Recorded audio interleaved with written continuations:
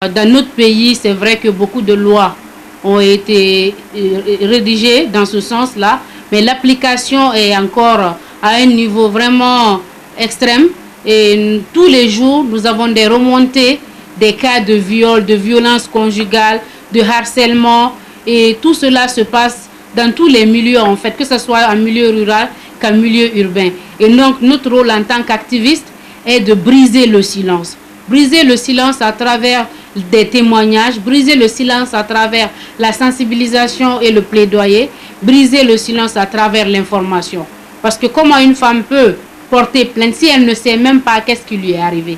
Et donc notre rôle est d'informer les femmes pour qu'elles sachent quel est le niveau en fait de violence et jusqu'où il faut vraiment arrêter et décider de porter plainte ou en tout cas changer nos manières de faire. Il ne s'agit pas seulement de sensibiliser les femmes, mais il faut sensibiliser les hommes, puisque les femmes vivent avec les hommes et souvent les causes des violences sont quand même commises par les hommes. Des politiques sont en train d'être rédigées, le ministère de l'Action sociale lui-même s'implique, mais au niveau du terrain, le bas blesse encore.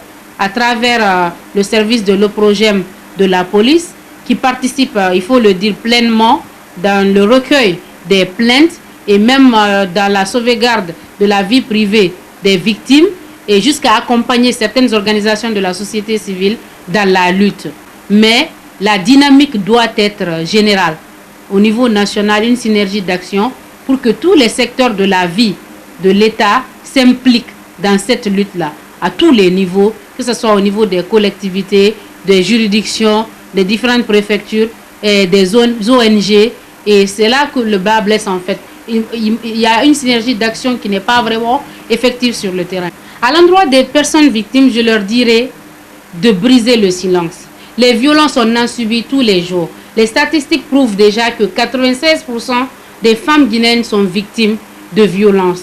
Et donc, il faut qu'on brise le silence.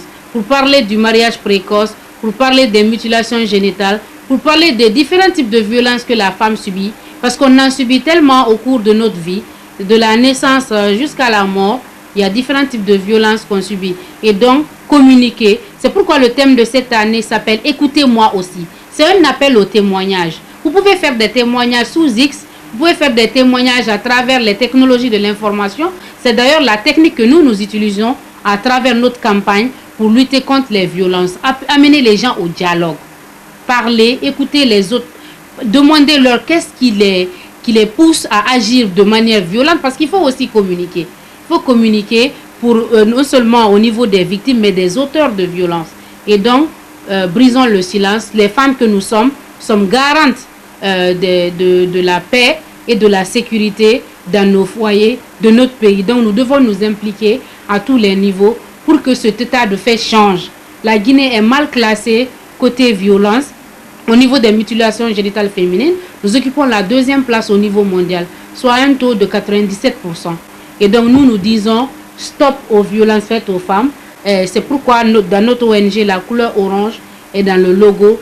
C'est pour dire que nous nous impliquons pour cela. Et à travers aussi les réseaux sociaux, je demande aux jeunes filles, aux jeunes femmes de s'impliquer, de dialoguer. Parce qu'aujourd'hui, même si c'est au niveau du village, les gens utilisent Facebook, WhatsApp et plein de réseaux sociaux pour communiquer. Et donc, en synergie avec une collègue du Sénégal, nous avons lancé ce qu'on appelle les 16 minutes d'activisme.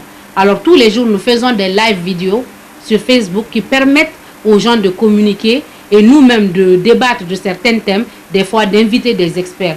Et donc, c'est une expérience aujourd'hui qui réussit, qui est pas mal suivie. C'est dire qu'à travers aussi les technologies de l'information, on peut briser le silence. Mais la sensibilisation doit être vulgarisée à tous les niveaux.